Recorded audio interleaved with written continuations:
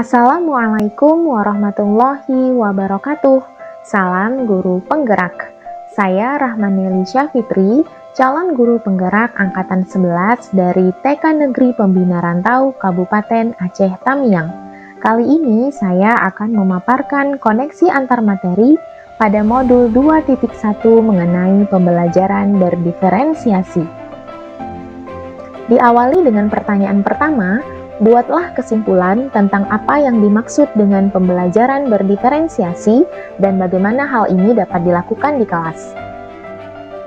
Pembelajaran berdiferensiasi adalah proses yang komprehensif dan fleksibel mencakup perencanaan, persiapan, dan penyampaian pengajaran untuk mengakomodasi keberagaman kebutuhan belajar murid di dalam kelas. Mendiferensiasi pembelajaran berarti mengguncang apa yang terjadi di kelas, sehingga murid memiliki banyak pilihan untuk menerima informasi, memahami ide, dan mengekspresikan apa yang mereka pelajari. Untuk menerapkan pembelajaran berdiferensiasi di kelas harus memperhatikan hal-hal berikut. Yang pertama, memiliki tujuan pembelajaran yang jelas. Yang kedua, merespon kebutuhan belajar murid. Ketiga, menciptakan lingkungan belajar yang mengundang murid untuk belajar. Keempat, menerapkan manajemen kelas yang efektif. Dan kelima, melakukan penilaian berkelanjutan. Adapun kebutuhan belajar murid meliputi yang pertama, kesiapan belajar murid, yang kedua, minat murid, dan ketiga, profil belajar murid. Pada kesiapan belajar murid, mengharuskan guru untuk menilai pengetahuan awal dan menentukan apa yang telah murid ketahui dan di mana murid berada.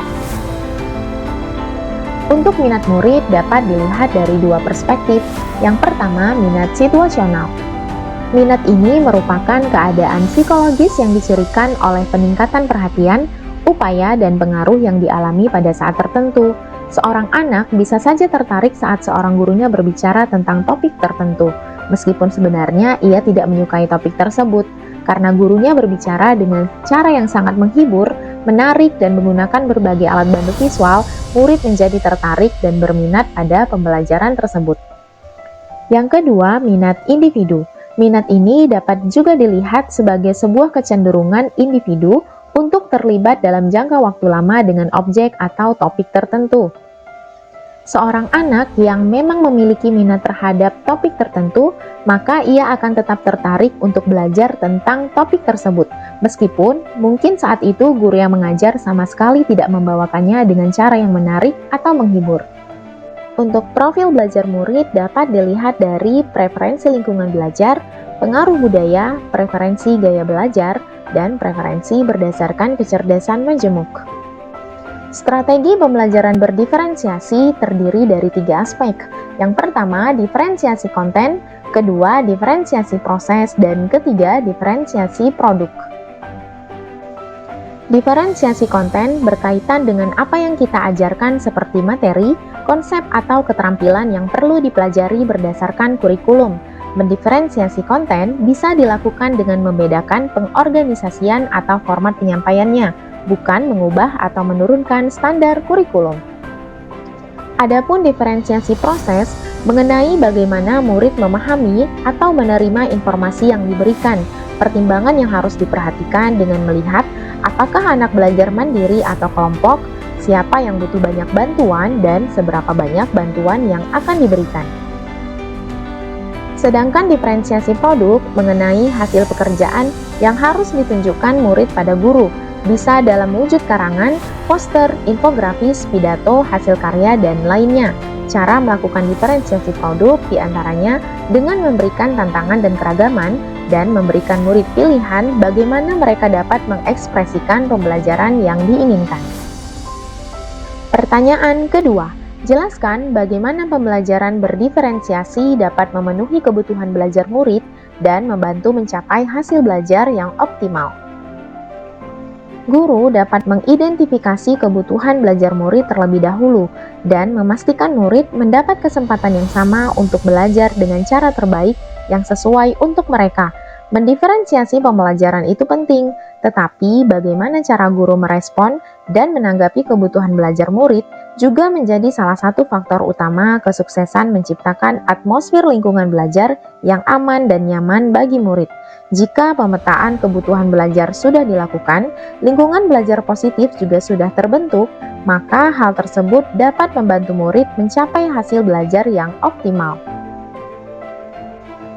Pertanyaan ketiga, jelaskan bagaimana Anda melihat kaitan antara materi dalam modul ini dengan modul lain di pendidikan guru penggerak. Adapun kaitan antar modul 2.1 dengan modul 1.1 adalah pembelajaran berdiferensiasi dilakukan untuk mengakomodasi keberagaman kebutuhan belajar murid. Hal ini selaras dengan pemikiran filosofis Ki Hajar Dewantara mengenai konsep pendidikan yang menghamba pada murid. Kaitan antar modul 2.1 dan modul 1.2 adalah pada modul 1.2 mengenai nilai dan peran guru penggerak. Hal tersebut adalah modal yang harus dimiliki guru agar dapat mewujudkan pembelajaran berdiferensiasi yang tujuannya adalah memenuhi kebutuhan belajar murid dan menghargai setiap keunikannya. Kaitan antar modul 2.1 dengan modul 1.3 adalah pembelajaran berdiferensiasi merupakan salah satu upaya nyata dalam mewujudkan visi guru penggerak demi terwujudnya sekolah sebagai pusat pengembangan karakter murid dan meningkatkan kualitas pendidikan. Kaitan antar modul 2.1 dengan modul 1.4 yaitu kolaborasi antar murid dan guru sangat diperlukan dalam mewujudkan pembelajaran berdiferensiasi, sama halnya dalam mewujudkan budaya positif di sekolah. Langkah tersebut dapat dimulai dari dalam kelas, salah satunya dengan membuat keyakinan kelas bersama. Terima kasih sudah menyaksikan. Salam dan bahagia. Assalamualaikum warahmatullahi wabarakatuh.